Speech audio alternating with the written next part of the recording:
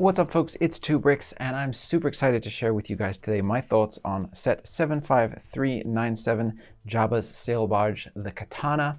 This is a 3,942 piece set that retails for $500, well, $499, but still. This is a really interesting one because on the one hand, I love it so much, and there are so many little wonderful touches that I love about it. But there's also a lot of things that I find baffling about it, and so the review is going to kind of be a little bit bouncing back and forth on some of my thoughts here, so please do bear with me. Usually I try to do these things off the cuff, but today's video is probably going to be a little bit more chopped up because there's just so much to talk about, and I don't want to keep you guys here for an hour as I waffle on. So I'm going to really try to break up my thoughts and be a bit more organized about it. So hopefully we can do this in like less than an hour. So let's dive in and take a look at all the crazy cool stuff that comes in this amazing but flawed but really good Lego set. So we have a small sticker sheet here with lots of very useful stickers. So we have Max Rebo's keyboard, some things that are for kind of filled with Easter eggs for the kitchen area, and some detailing that goes along the side of the ship here, which I think is necessary, although I would have preferred that be brick built. And then again, a little sign here for inside of the jail cell. Here are your extra pieces, and I've put some of the ones that I think are really cool and fancy off to one side. You can see those, really useful. So this is actually not an extra piece. This is a swappable element for over here on the railing. There's actually a scene in the movie where a piece of the railing has been folded or broken away, and R2 pushes C-3PO off the edge of the deck to escape before the barge explodes. So they give you this so that you can actually replicate that missing section of the railing there by having a shorter piece be put in its place, which I think is really cool. Again, it would have been nice. We have a section back here where there's actually, a bit that's built in with an angle to it. So it would have been nice to just simply have that shorter piece with a hinging section here that could just be hinged out of the way. But that's neither here nor there. I think it's really cool that they even bothered to include that or even thought about it. And like I said, don't draw attention to it in the instructions at all. But when I saw that, that's what I assumed the function was for. Maybe I'm just giving Lego too much credit, but otherwise, why would they include it? But yeah, there's that, and I think that's really cool. This set also includes the printed UCS plaque and the printed 25th year anniversary brick, so no stickers to apply for those, so that's great. The instruction manual has the usual kind of part at the beginning here with some nice full color artwork from the of the barge itself, a few details from the designers, some thoughts that they had while designing the ship, as well as, look at that, that's a great photo, as well as some information about the in-universe ship as well, like you would expect to see in these fancy UCS sets. So there you go, you can see some concept art there, some stills from the movie, and there you have it. So there you go, that's the instruction manual. But other than that, it's a pretty standard normal manual. There are two, but you can't really do parallel building because you kind of build the internal structure in book one and then you put on all the panels onto it for book two. So if you have a buddy building with you, they're just going to have a bunch of panels that can't be attached to anything, and that's kind of a bummer. But yeah, not every set is designed for that, and that's totally fine. I did notice a few weird kind of printing errors or off-color pages with mine where the print got really dark all of a sudden, but it didn't hamper my ability to complete the set or anything. And with a huge instruction manual like this, I'm not surprised that there's some errors, but yeah, the quality was just not quite as high as I'm used to for an instruction manual. We'll be taking a close look at the minifigures later on, but the set comes with 11 officially. That includes your Salacious B. Crumb and your Jabba the Hutt. So there's some that are like much larger than a standard minifig and some that are much smaller. But I think the range of figures here is good, but I would have liked to see, for the price here that we're getting, I would have liked to see 6, 7, or maybe even 8 more figures to really populate the barge. A lot more pirates and background crews, weird aliens that we see hanging around in the background would have been great to see. But as it is, I think the selection is good. So let's dive in now and take a look at the actual details of the barge itself. So the barge itself is large. It is beautiful to look at. There's lots of really subtle, beautiful little techniques that just help to give it that extra little bit of finish that I just really appreciate. And I'll be showing you all of those up close in a little bit when I go into my kind of detail section here. But I just want to give you an overview of the rooms, the areas that you get. And what I really like about this is it's taken a lot of inspiration from the recent Hasbro's HasLab sail barge, the way that they've kind of thought this out. We have opening panels here instead of removable ones, which I really like. And then also this is kind of also riffing off of the official cross-sections version of the sail barge, where a lot of the inspiration for the rooms that are in here scaled down, slightly scaled down and compressed in terms of the layout. But basically what we see in terms of the official canon rendition of the inside of the ship. The only part of the ship we actually get to see in Return of the Jedi is right here. That's Jabba's throne room and little Max Rebo section back there. But the rest of the ship has kind of been a blank slate, and so artists over the years and toy makers have been able to fill that in with their imagination, and now we sort of have a roughly canon idea of what is supposed to be in here, and I really like that. All of the detailing up here is fantastic, and we can of course remove these decks to get internal access to everything. So let's start looking at some of the specific details that I really enjoyed about this design. So the overall shaping, the roundness that's captured is good, not perfect, but really well done for what it is. And I like that each of these panels has a slightly different angle when it's set in place. So you get this slight step down for each of these, the angle getting shallower as you get towards the front. And it just kind of helps to give a little bit of extra shape to what is essentially a big, just a long brown blob. That does have some subtle shaping to it, and I think that they managed to capture that very well, and I really appreciate that.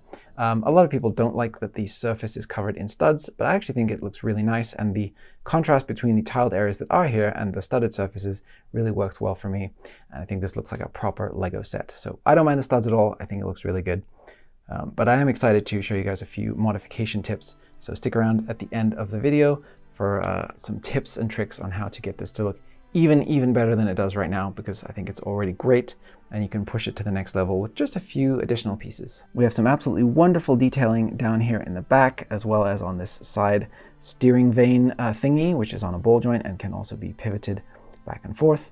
Like I mentioned before, these are stickered details, but I really would have liked to see these be brick built, using some of these smaller elements like what you see here to carve out some of these details with actual plastic bricks as opposed to stickers. And I really like that on the previous Jabba sail barge we had stickers for these elements, or perhaps they were prints on the playset version, but these are actually brick built with the Venetian blinds, and each of these windows can open up as well. So it's just a really nice feeling as far as like having this be a Lego thing, and kind of contrast with this where it's just like an implied detail that I think could easily have been built at this scale. But that's a minor gripe. I really like how they did the kind of sunshade that goes all the way around. And then we have in the back here, again, really nice angles, and the way all this comes together is very nice.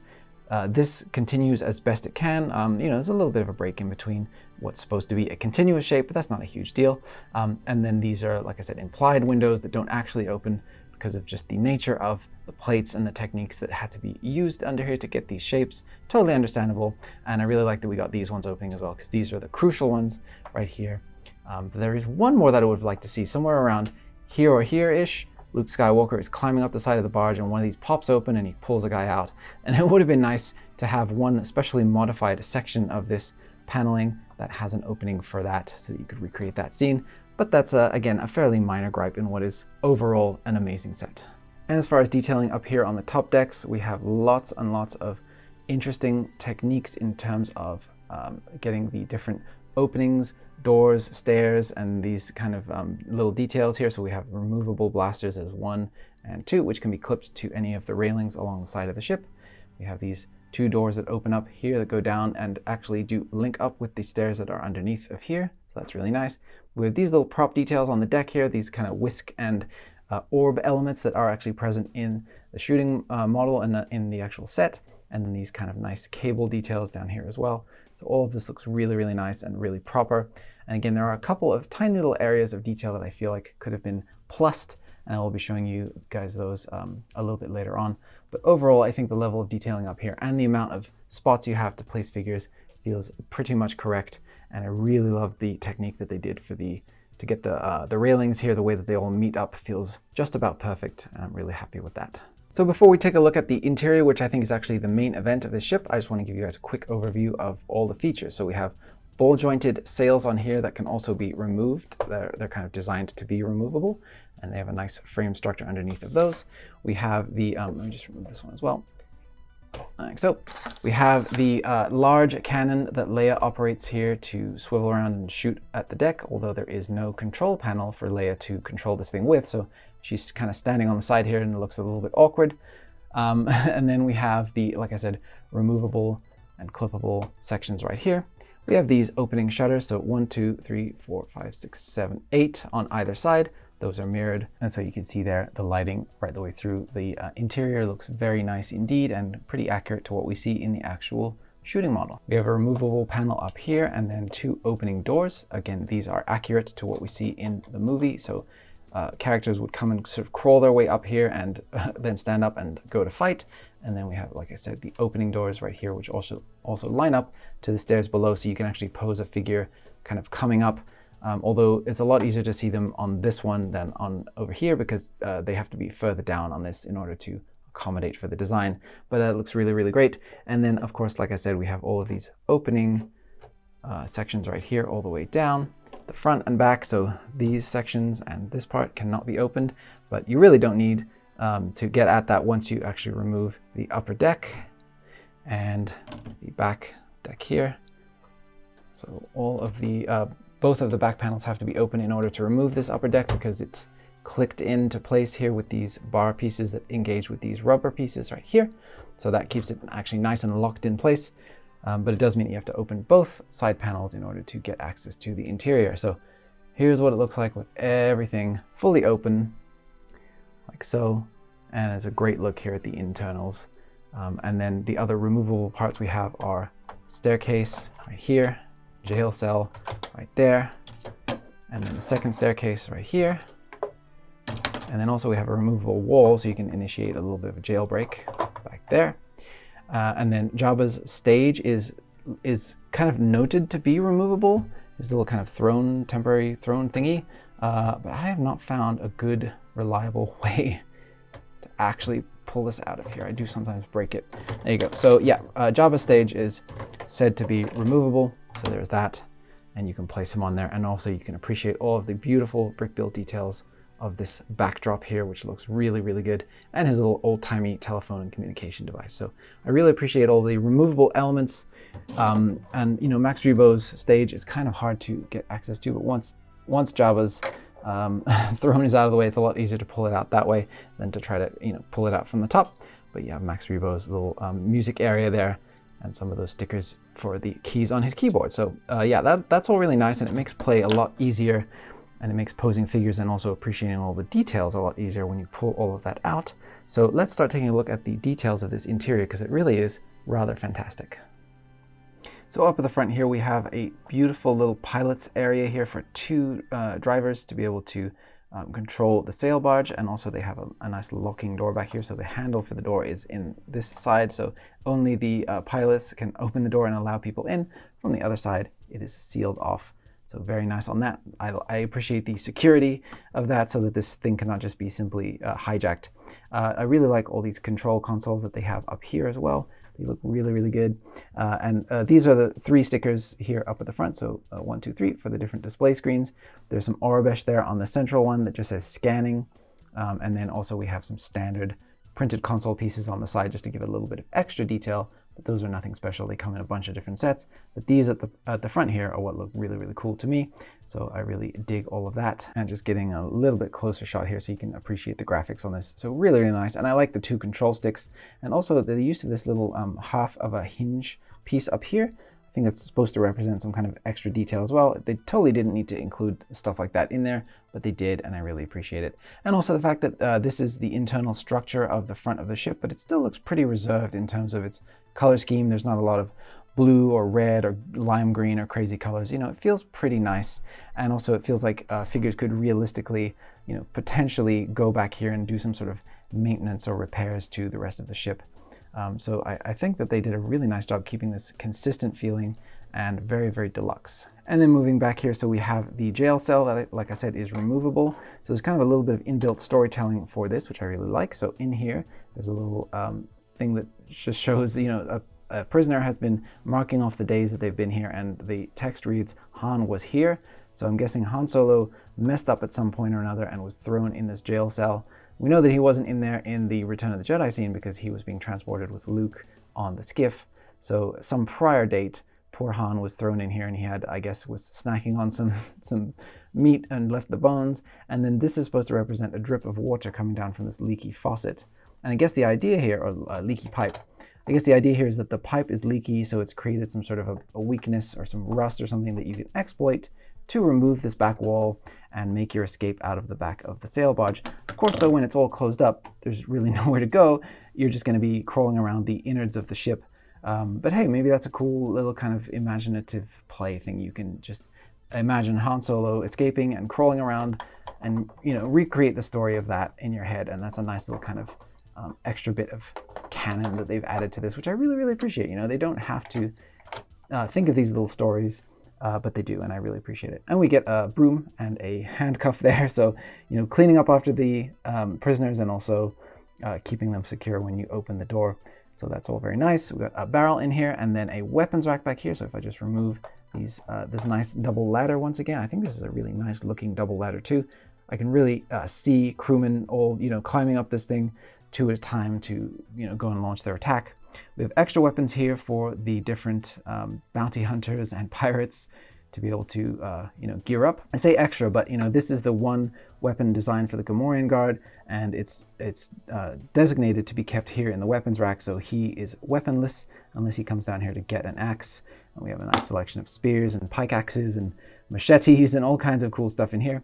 This one light fixture here was off at an angle because of just the structure of how this was built. I don't know if that was intentional or if I just did something wrong, but I wasn't able to get it to be straight like all of the other light fixtures in the ship, so that's interesting. And I do like that we have a few different spots here for characters to stand, so you can definitely have folks getting ready to climb up the ladder here, and so they have a couple of studs to stand at if they want to do that. And then moving down here, we have the kitchen, so a couple more spots again for folks to stand. And then we have this removable, really nice staircase build here.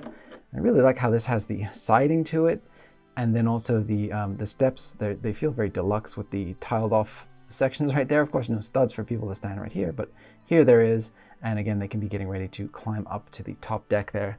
I really appreciate that. So many details here in this kitchen. So we have a little frog that's made his getaway, some opening drawers right here, and inside of this top drawer there is a bone. So I guess maybe they're making some bone broth soup or something.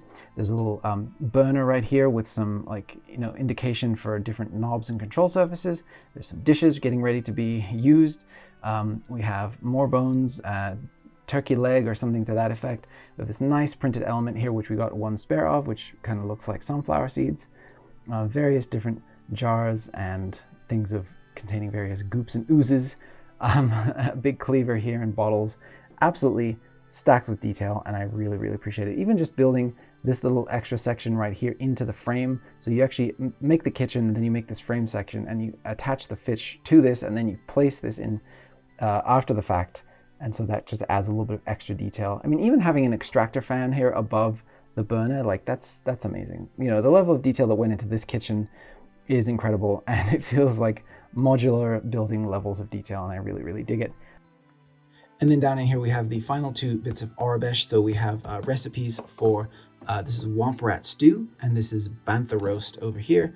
So you can see you have the little graphics there depicting the dishes and I guess how to prepare them in case you have some cooks that are captured and pressed into service on the crew that don't really know how to make these recipes. They can refer to what's going on there. And I really like that Jabba the Hutt is this big greedy slug, and the biggest section that we get here in the ship is the galley, because that's what's most important, right? Jabba needs his food and he needs his entertainment. So we have the two main sections on either side of him devoted to that, and I really appreciate that. And then we have a couple of extra wonderful details here in this little throne room section. So I really like that they used the profile bricks to create the kind of like squishy padding there where Jabba's tail normally sits, the kind of couch groove, if you will, of where he normally sits. And I really like what I said before, his old-timey gramophone thing that he uses to speak into, and also C-3PO uses that as well to call out and have a conversation with the skiff. Over here on the side, we have this beautiful stickered piece that shows a little kind of a Jabba the Hutt frieze thing. It's a little bit different than what we see in the movie. In the movie, this actually depicts a bunch of like slaves all around Jabba, like adoring him and fawning all over him. And here we just have a picture of Jabba. I guess they wanted to make it a little bit more kid-friendly. Although, of course, this slimy gangster's hut, this vile place is not really kid-friendly to begin with, but they wanted to do what they could to make it, palatable. So we just have a Jabba the Hutt picture in there. It would have been really cool to get a depiction of, there's like a bronze head sculpted in the movie, like a prop that sits right above this painting or this frieze or whatever this is, that shows a Gamorrean guard's head like in bronze. It would have been really cool to get a depiction of that, even just as a sticker or something, but that's fine. And then back here we have a chest that is just sitting on a jumper plate. And in here is the chain that you can use to either bind Leia or make her the Hutt Slayer and have the chain wrapped around Jabba's neck. So I really appreciate that they included that, even though they don't draw attention to it. And then yeah, you can just see in here again, minimal decoration, because we have mainly structure down here. So all of these beams and things that are very important to keeping the thing rigid. But I really like that they put in as much detail as they could around that. And then finally going back here, so we have the little Max Rebo area like I was showing you before, and there's a couple of areas here and on the other side where you're told that you can place figures standing up so that their eye line is right up against these windows when they're open. So you can have Leia standing up there trying to get a view of if Han and Luke are going to survive, and then her face will be poking out right there. So I really appreciate that. So yeah, like I said before, none of this is removable. This is all fixed in place, and that's totally fine. The only other thing that I would think would be cool is if there was a final sticker right in here, where there is, in the movie, there's a Rancor statue that is molded into the wall right there. And that would have been a really, really cool inclusion, to have something there to call attention to that, because they got so much else correct in this in terms of like how it all should feel. And that's just one thing that would have just taken it to the extra level. But again, it's a minor quibble. And I think that the interior overall here is absolutely fantastic, and leagues above and beyond what we would ever used to expect from Star Wars sets, even UCS ones. I think the Razor Crest took that and pushed it, and then this is taking what the Razor Crest did and pushing it even further. So I absolutely adore the interior of this, and I think it's the highlight of the set for sure. And yeah, those are my thoughts on the interior. So let's put the decks back on and take a look at how it all fits together. So you can see I've placed a crew member here up on the ladder, and then if I just go ahead and place this deck down on top, like so, you can see that he is indeed getting ready to climb up the hatch. So very, very cool on that. And then the same goes here. We have another crew member waiting to jump up on the top. Sorry, I forgot all the random background pirates names. But you can see here, if you open the doors, he is ready to pop up and do battle with Han and Luke and get force kicked in the face. So that's cool. Just straighten this up here a little bit. So yeah, I pushed him down accidentally, but you can see he's getting ready to pop up there, and then you can just put this removable lid section on top. So I guess maybe in the movie, canonically, this would be sort of a hinged part, right, that you could push up out of the way so you could get access to this area. But it looks really, really great when it's folded up like that. You wouldn't even really know that there's a hinge there, other than obviously seeing the clip and bar at the side. And I love that they put the little porthole there as well. So really, really beautiful on that. And the functionality of being able to have the crew simulate, coming up on deck is fantastic. Side note, I really love the idea of Leia spawn camping up here and just waiting for the pirates to come out on deck and just blasting them. So top deck details, starting from the back here, I really like the way that they depicted the floor here, although there is a little bit of missing detail right here, which I will show you guys in my recommendations for part swaps. We have this really nice detail of this weird device here, which is sort of like a bronze or copper type looking thing in the movie, but here it's depicted as brown, so it's not too attention grabby. That's totally fine. And then we have the little ladder here just to access this top deck right here. And then there's lots of little details like this grating section here that kind of pulls out to things that we see in the actual prop, and then the whisks, really, really appreciate that.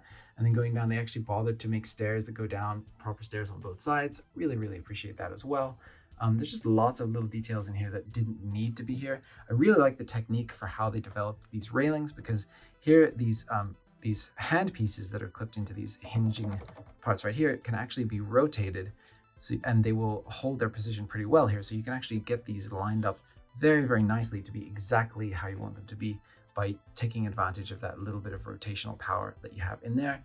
And then, yeah, the way that this all lines up is just absolutely beautiful to behold. And even they have a missing section right here, which is a call out to a detail in the actual movie prop, where there's a missing section of the railing. So just, absolutely next level attention to detail for all of this stuff. And it's absolutely gorgeous. So yeah, kudos to the designers on this. They really smashed it with all the little surface details that make this thing feel truly alive. So before I go on and look at the minifigs up close, I just wanted to give you a look at everything with the people inside that they're supposed to be. Poor Salacious back there, he's just totally in silhouette. But the minifigures really, really make this whole thing come alive. And it's just a shame that you have just enough people to really crew out the inside of the ship here, but then there's no one left for the upper decks. And if you have everybody here on the upper decks and maybe just Jabba down below, then you kind of have like a large empty space within. So it just feels like we're missing a few figures here. But when you actually put them all in place, they do look really, really good. And then let me just show you here with Leia, like I was saying before. So when you close that up, Leia is looking out of that window, and that looks really great. And also, the view of Jabba and his cronies in here also looks really nice. It would have been nice to get actually a separate area where we could see 3PO or Bib Fortuna looking out as well, but that's neither here nor there, really. And then also, I did want to point out, I like that you can open these up all the way with the shutters open, so you don't always have to like close those before you open it. I am just confused if anyone knows why this little round section is here, what that's supposed to be, or why that was included in the design. Please let me know, because there's like nothing else on the ship that feels just sort of haphazardly added in there, and this little piece right here does. So I'm very confused about it, and I've been pondering and racking my brain as to what it could be for a long time. So if anybody knows, let me know down in the comments. I'd be really curious to know. But yes, the vibes looking through here are absolutely on point. This thing feels really, really well done. Sorry, I just realized the one more window to be opened there. And yeah, being able to look down in there and see everybody does feel really, really satisfying. The last thing that I do appreciate is that even though these sails are a little bit in the way, and actually one of the things I'm going to suggest in my fixes video is, or the fixes section of this video, is to raise these up just a little bit. I do like that you can angle them on the ball joints, as they are, to kind of give you a little bit more access in the front here if you want to be playing, and then do the same on the other side if you want to be going that way.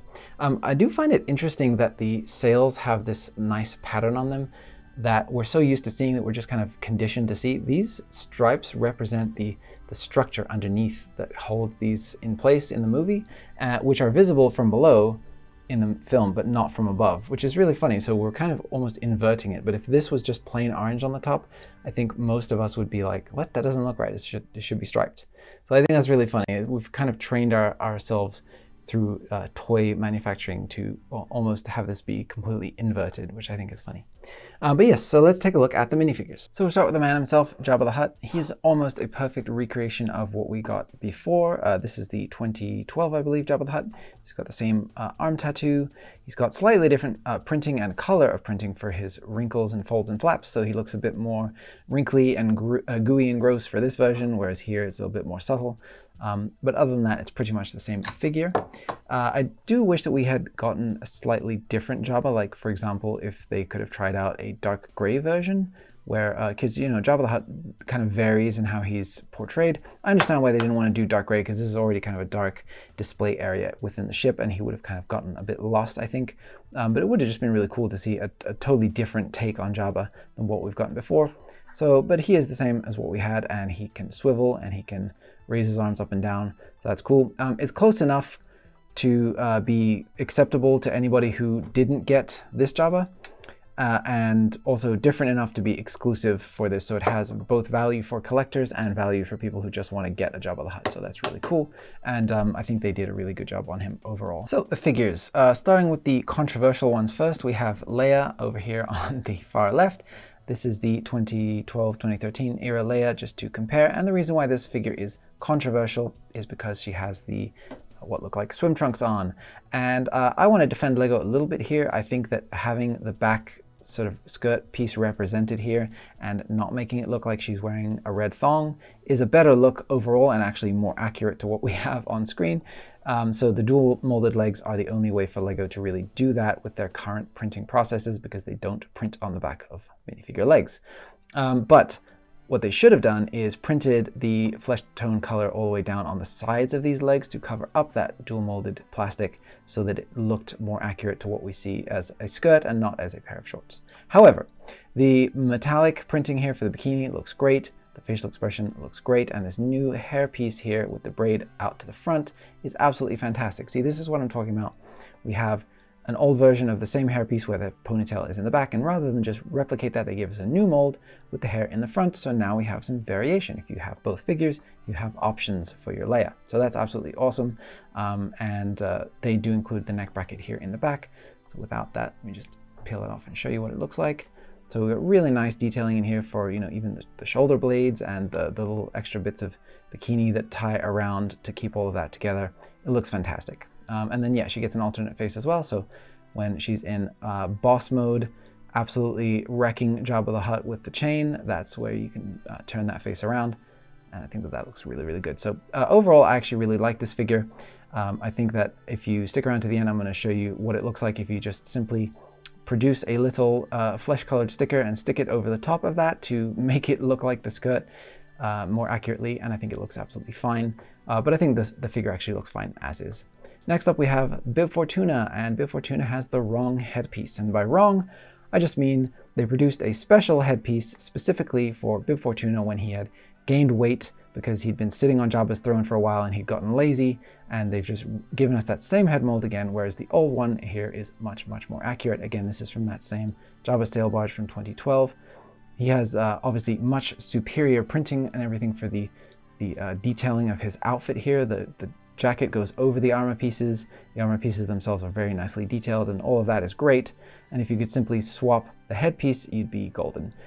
The face looks great, and then we get an alternate, so he's got his kind of more submissive, you've been mind tricked, you fool kind of face, and then here he's got his scheming, you know, in full command of the situation face. So I really like both of those. It's just a real shame about this headpiece, but you know, I want to say, well, you know, this was a more recent mold that LEGO used, but LEGO did go back to the older molds for a lot of these figures, specifically in this set, so it feels like that one could have been done a little bit better. Next up we have Kithaba, and the reason why I placed him in the controversial figure section is because in the instruction manual they list him as a new character. However, my old Kithaba from 2012 begs to differ. This is definitely the same character. He's got the same red pants, the same pouches, the red bandana. Obviously the new one has been produced much, much better. It's got the cool kind of the top of his dome sticking out the top there, which looks really great.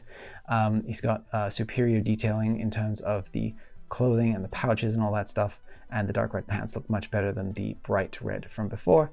But yeah, I just wanted to put that in the category of controversial because he just is not new. But there's that no alternate face for him, which is fine.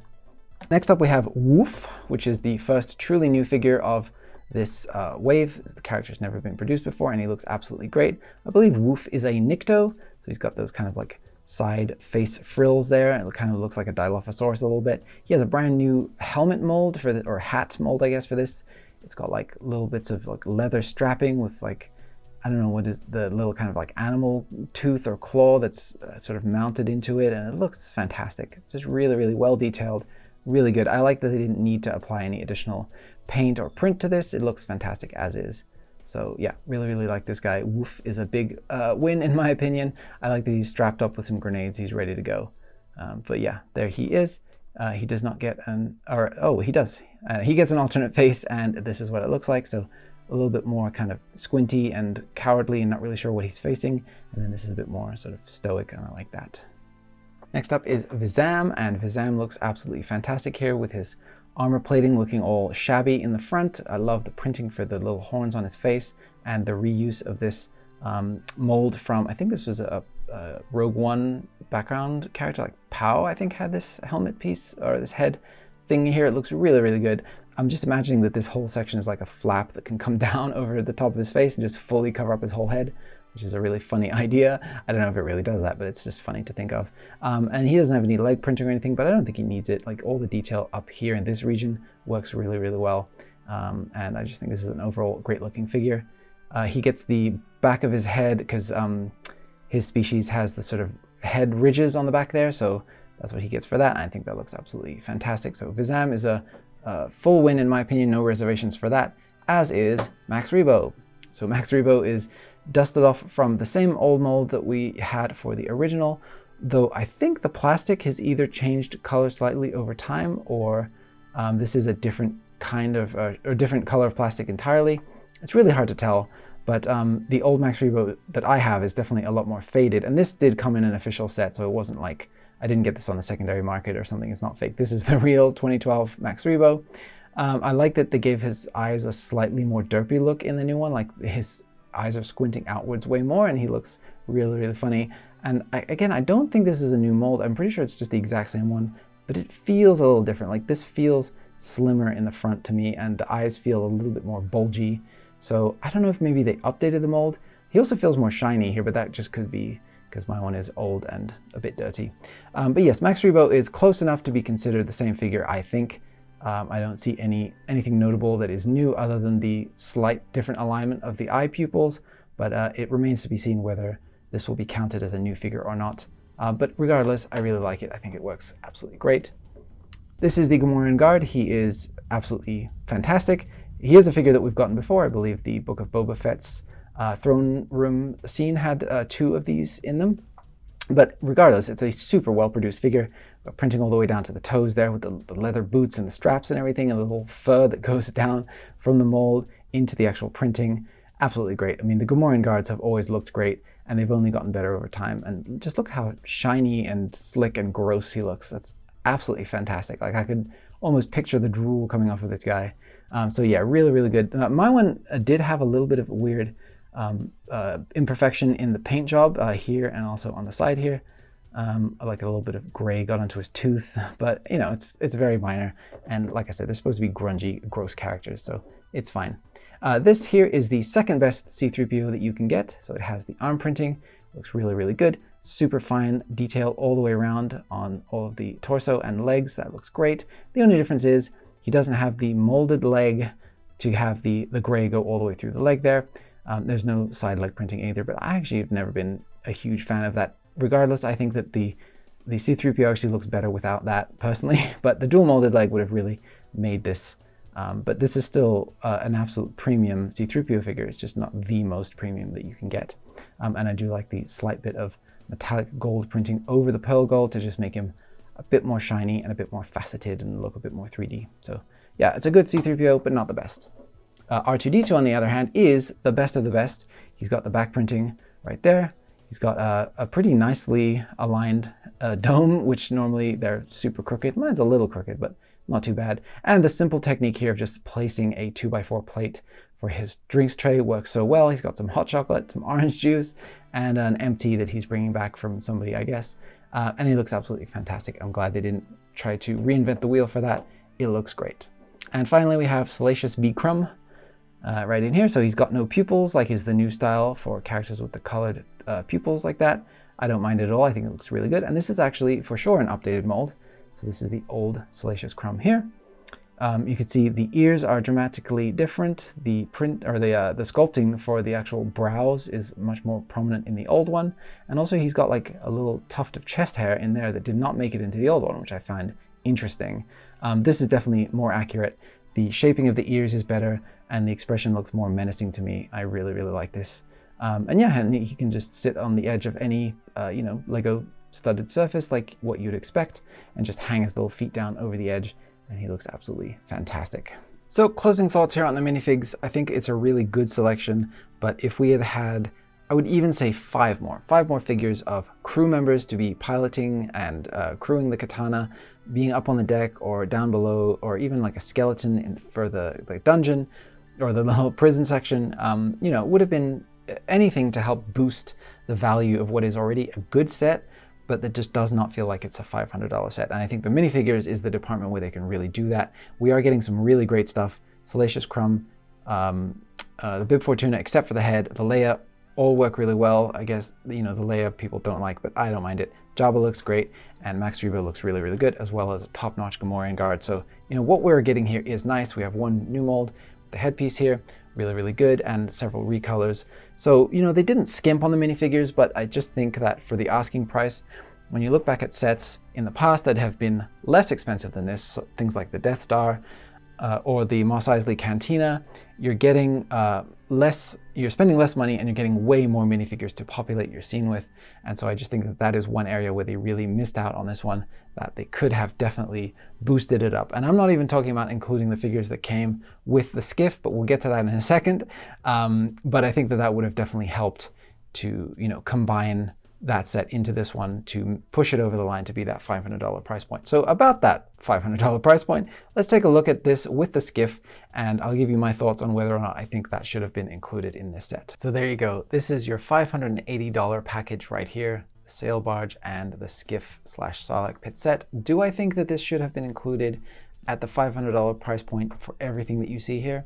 Well, no. I think that it's fair to say that the Skiff felt like a necessary inclusion.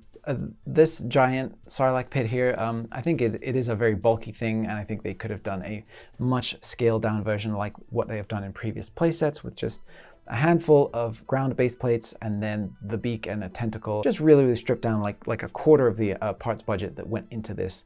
And including that and the Skiff in this set, even if it meant that we didn't have any display plaque or any UCS plaque or any of that stuff, leave all that out, totally, that would have made it a $500 set easily.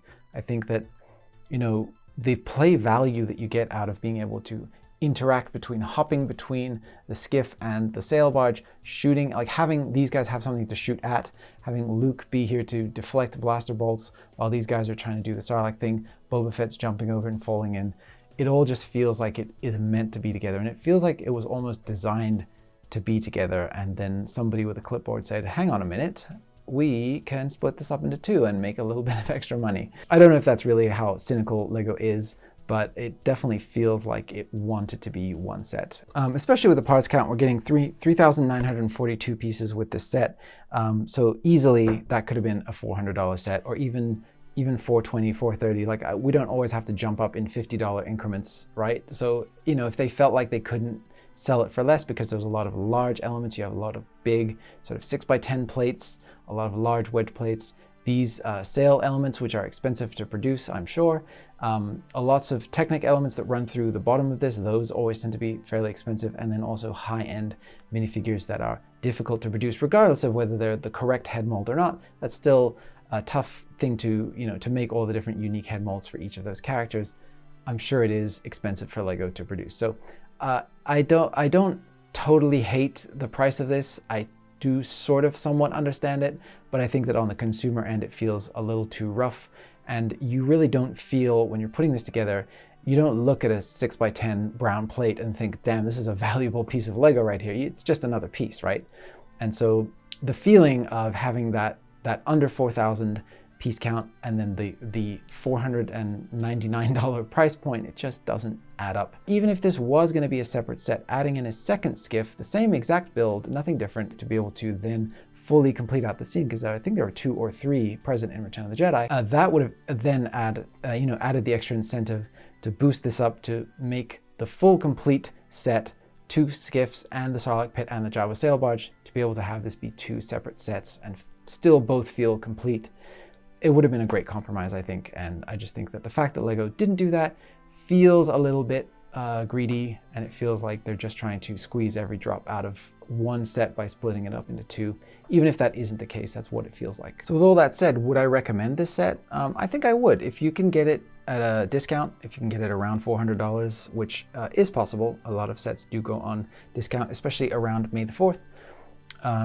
Or if you were able to purchase this on day one and get the lightsaber set and you didn't open it and you sell it, you can actually offset the cost of this quite a bit. And then I think that you're in the ballpark of a fair value for this set, especially if you already bought the Sarlacc. If you are able to get it for that $400 price point, I don't think you'll be disappointed. And I think that if you're a Star Wars fan, you will very much enjoy putting this together and having it on display.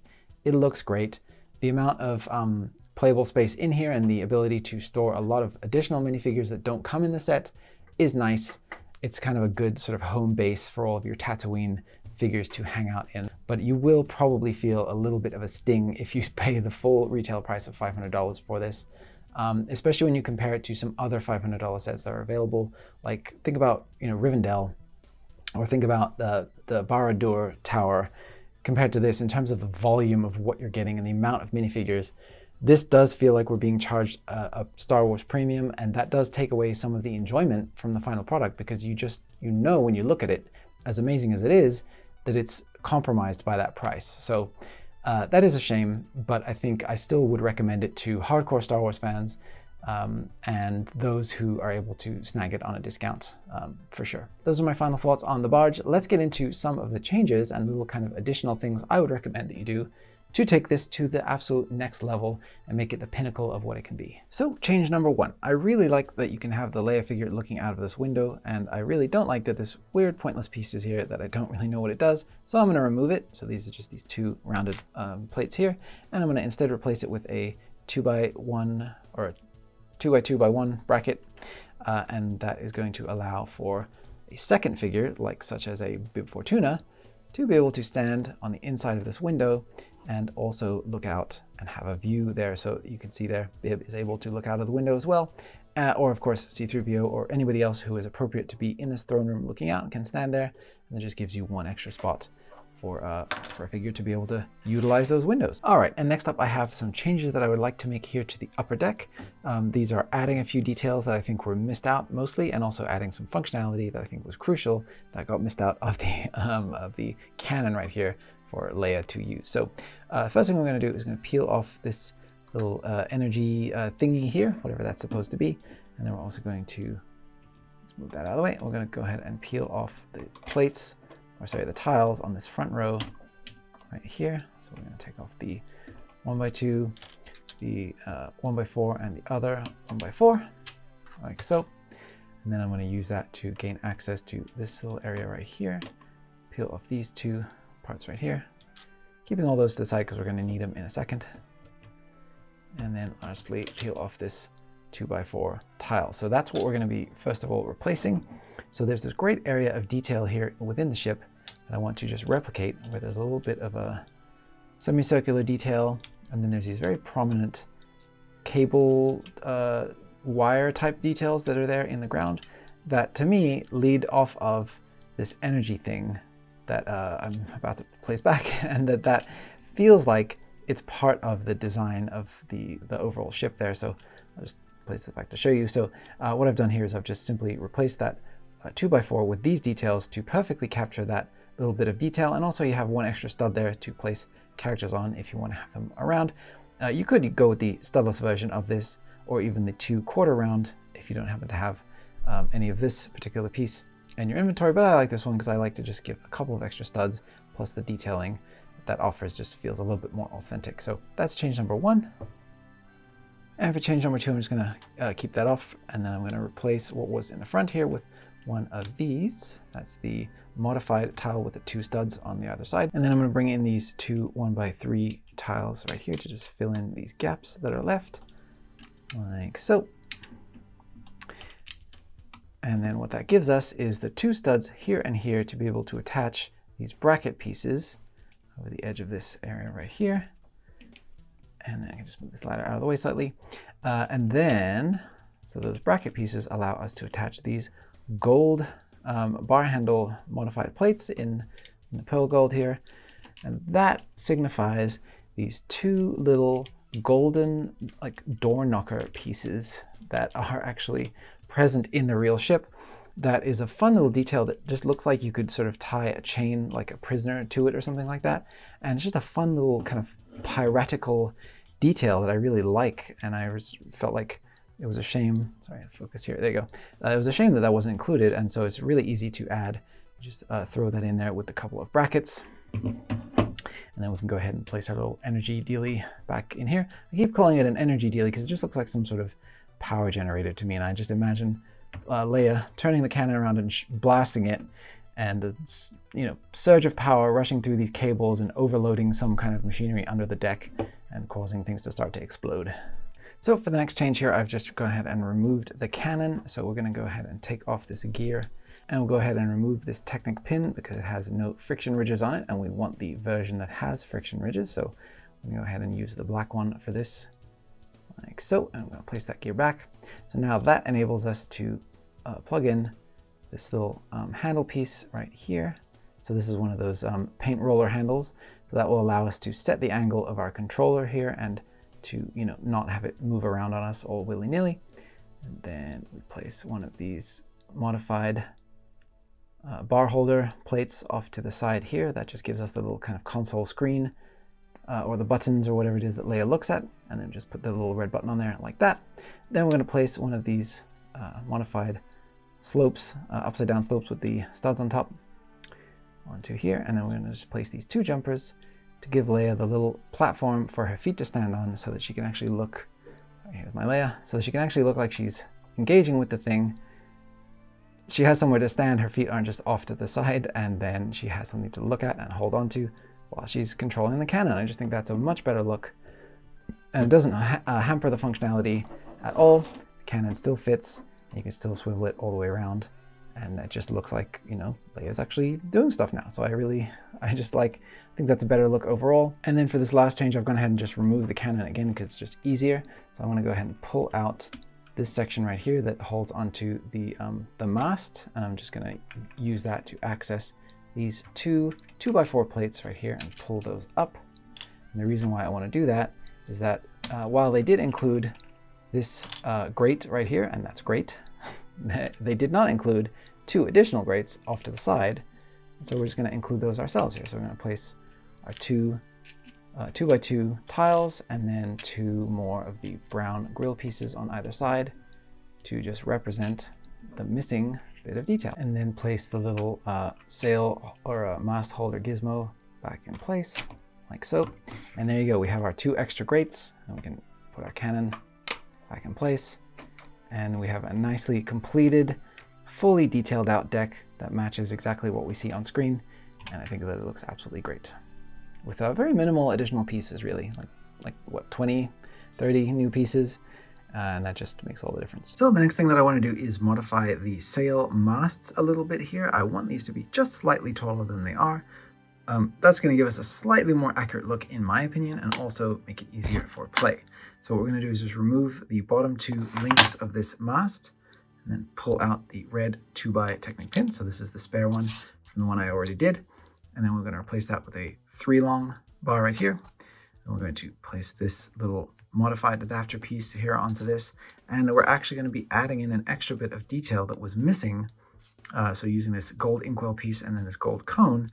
This is actually the loudspeaker on the top that is mounted to the mast that allows Jabba to speak to the people on the other sail barge. So I felt like if we're going to be extending these anyway, we'll go ahead and do that for both.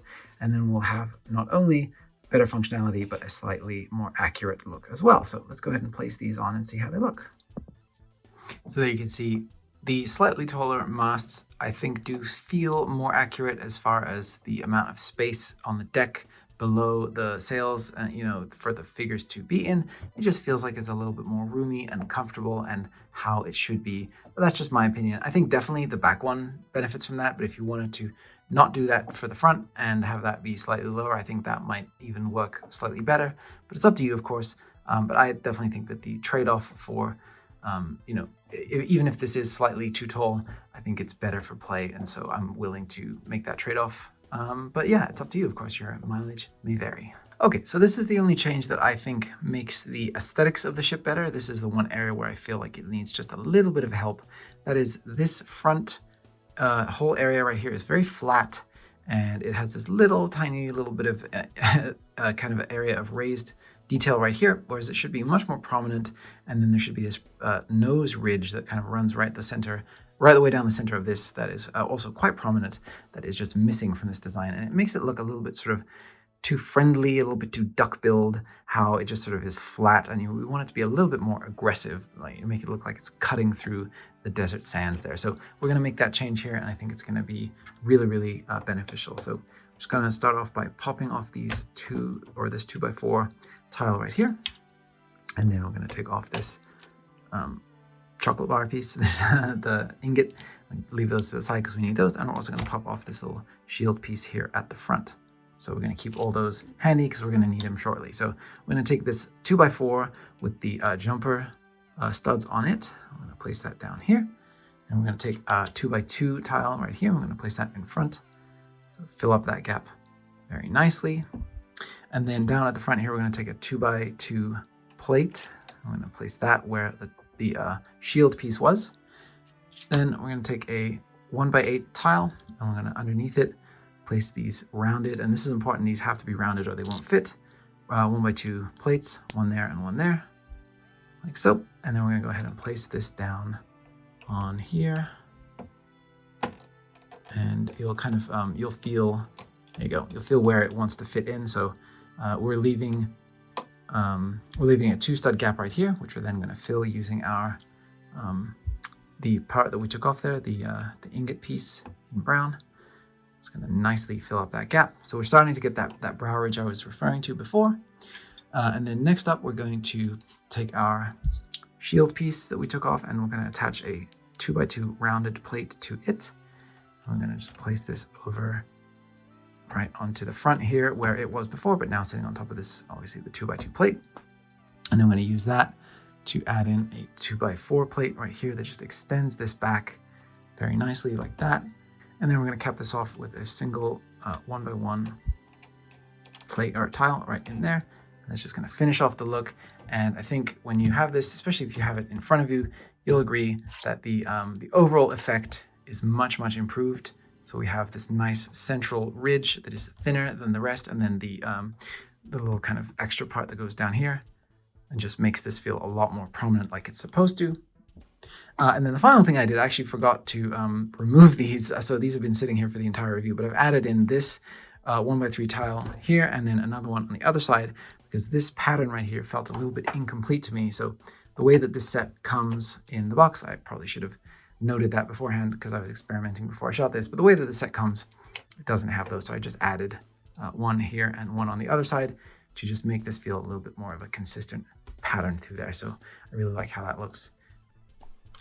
So the next thing that we're going to do is we're going to swap out one of these panels to make it have an opening window so that we can recreate the scene like I was mentioning earlier with Luke pulling somebody out of this area. So what we're going to do is just pull this whole panel forward like this, right? So we can access the pieces. We're going to pull off this, this half round tile right here that was sitting right here. And then we're going to pull off carefully this entire section. Just trying to negotiate this out without breaking anything too badly. So I'm going to pull out this whole panel right here. Whoops, there goes that, like so. Okay, cool. So we can go ahead and leave this one here. Yeah, right here. Okay, so that's all we need to pull off is this part right here. So now we have a gap that we can work with in order to create our window. So we're going to peel off this 2x10 back here, and we're going to replace this with a 1x10 instead. It's going to give us the room that we need to maneuver our window into place. All right, and then we're going to go ahead and place this 4x6 plate right here. That's just going to hold everything together for us nicely. And then I'm going to go ahead and open this up. And on the inside here, I'm going to peel off this support strut right here. I'm just going to reconfigure this a little bit. So this is going to be facing this way now instead of facing up. And I'm going to go ahead and place this back like so. So I'm going to go ahead and close this back up again. Now we can take our window assembly. So that is clips here with the 1x2 brown clips attached to this handle piece, and then a 2x2 tile placed on top. So we're going to go ahead and place that right here. All right, and then we'll go ahead and open up the porthole, and I'm going to place this modified rail plate right here, and that's going to be what's going to stop the window from closing beyond the point that we want it to. And I'm going to go ahead and fill this last gap in with another 4x6 plate like so.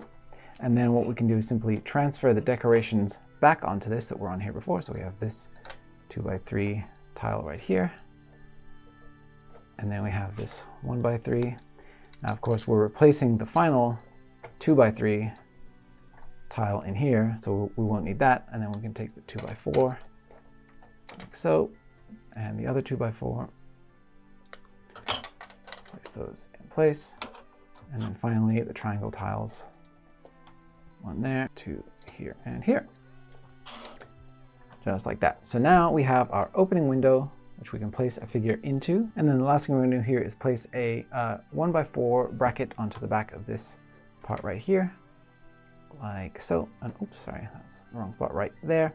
And then that's going to allow us to pose a figure on the inside of this porthole, looking out just like we did over there with the other side. So you can open this up, you can see the crew member's face poking through there, or you can just place your figure in here and just have him getting ready to be pulled out into the mouth of the Sarlacc pit by Luke. It doesn't exactly work so well because there's a limited amount of space in there, but you can definitely pose up a figure kind of halfway out as if he's being pulled out. And then once he's out, you can just close that back up and Luke can keep on climbing. So next up, we're going to be making this little Rancor statue that I'm going to be placing in Jabba's throne room. So what we're going to do is take our 2x3 plate and place 2 jumper studs on it, like so. And then we're going to take our 2 brown skeleton legs and we're going to place those down on the bottom. Those represent the arms of the Rancor reaching out to grab its next victim. Then we're going to go ahead and place a 1x1 plate on here. And then on top of that, our modified 1x1 brick with the studs on both sides. Those represent the Rancor's eyes. And then this half rounded tile here to represent its little snout. Then we're going to just go ahead and click this bar and clip piece together like so. And then we're going to place this in here. That's going to represent the Rancor's bottom jaw. So he looks very menacing and ready to go. I really wanted the Rancor to sit right here in place of this 2x3 tile because that's where it actually is on the sail barge. However, it restricts the space here for Max Rebo far too much, and it's already a very tight space in there for him. So I've decided to move it over to the other side of the throne room here and take the place of the Gamorrean guard molded head statue that actually sits in this space. So it's kind of like doing a little switcheroo, but adding in some much needed detail, or I don't know if it's much needed, but adding in some detail that was otherwise missing. So all I've done here is I've removed this whole top section that braces this wall into place. So that's all temporarily removed. And then we're just gonna go ahead and take out this 1x1 brick right here. And we're gonna replace that with this assembly here with the bracket and 2 plates of the same color. And behind this is the menu item. So it's actually gonna be covering the color for us there, so we won't have any interruption of the wall. And then we can go ahead and place this right back where it was, get all that back nice and secure, like so. And then we can go ahead and place our Rancor statue right here on the anti-studs, just up against that, and that little bit of relief against away from the wall kind of makes it look like it's being hung, like a portrait would be hung or something. And I think it looks really, really cool in there. That's just like a great little, ode to Jabba's pet. He loves that thing, and Jabba loves to have statues and things of that sort around to show how glorious he is. So there you go, that's that. And I think that it works really, really well. And it doesn't interfere with the upper deck or anything. Everything goes on exactly as it should. So there's that. And the final change that I had here is I just wanted to add a little bit of the extra visual detail here of these kind of thin vein thingies that we see on this area of the ship. And so I wanted to just go ahead and place 2 of these bar with rounded stud parts onto this part right here. And it just helps to bump up the visual detail on the exterior surface here just a little bit more and just somewhat more closely resemble what we see, because there's actually detail going up this way and that way, and then some more bars coming down this way as well. So there's a spare of these actually included in the set, so you should have 1, and then you'll need 3 more, so 2 for the other side and 1 for right here. And I just think that that just makes it look just that little tiny bit extra premium, and I really, really like how it feels. So those are my suggestions. There's a lot of stuff in there, and I definitely think that overall, it helps the set to feel just that slight bit more complete, a little bit more extra surface detail, more functionality down here, and then the interior with the statue just helps to give that tiny little bit of extra boost to your set. None of this is in any way necessary to do. I really like how this front section here looks, but other than that, I think it's all just stuff that's kind of like nice to have. But yeah, those are my recommendations. Hopefully you guys get a kick out of it. I definitely enjoyed coming up with these and thinking of ways that I could make this really feel like it's my own. Overall, I think the functionality improvements are really good, and the visual improvements are minor but still significant. I think eagle-eyed super fans will definitely appreciate having those little extra touches in there, and especially for such an expensive set, you want it to be its absolute best version of itself. So there you go. All right, so here you go, guys. I have got my Princess Leia extra sticker here to just cover over that side and give us the nice proper look here for the costume. So let me just carefully apply this using my brick separator like so. And all I did for this, really, really simple, I just downloaded a minifigure custom minifigure printing template, and then I sampled the official Lego light nougat or flesh color, and I just colored in the template, printed it out on my home printer on some sticker paper that I bought, some vinyl white sticker paper, and then just go ahead and stick it on the side of her leg. And then you can see here I already did the other side, and there's a tiny little bit of the plastic color seeping through, but overall the effect from any kind of reasonable distance is really, really good, and it just looks like the proper Leia outfit that you'd expect to see without the red on the side of the legs. So yay, really, really happy about that. It was a really easy, quick fix. And the good thing is, if you don't like it, if you change your mind, you can just peel the stickers off and they will not damage your minifigs in any way. At least the sticker paper that I have will not do any damage to minifigs. So that's just one more little piece of extra accuracy that you can squeeze out of this set for pretty low effort, to be honest. Really, really easy thing to kind of fix up there. And you know, of course, the advantage of using a sticker over something like, say, paint is that it's really easy to remove, like I said, if you change your mind and you decide that you don't want it. So there you go, I'll place Leia amongst her peers up here on the ship, and I think she looks great. All right, folks, so that just about wraps up my thoughts on the Jabba's sail barge, the Katana. This is a really, really great Lego set, and I think with a couple of tweaks, it could have been legendary, and also with a tweak to the pricing, of course. Let me know down in the comments if you guys agree with my thoughts. Are you going to be purchasing this? Have you purchased it already? Are you waiting for a discount? Are you going to be making any of the modifications that I suggested? I do think that they are small but mighty modifications, and if you do end up doing any of them, just let me know, because I'm always curious to know what you guys like and what you don't. And now it's time for my patron shout out of the video.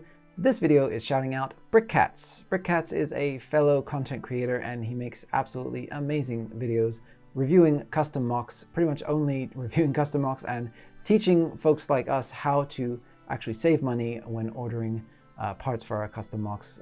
So really, really great content creator. Make sure you go check him out, give him a follow, tell him that 2Brick sent you. And that's going to about do it for today. So thank you again to Brickcats for being a supporter of my work, and thank you to all of you guys for watching, for liking, subscribing, commenting. And if you really want to support the channel, you can head on over to my Patreon page, check out some of the perks, and become a patron yourself if you want. Otherwise, I really appreciate every single one of you for watching this video. Thank you so much for doing so. I'll see you on the next video, and may the Force be with you.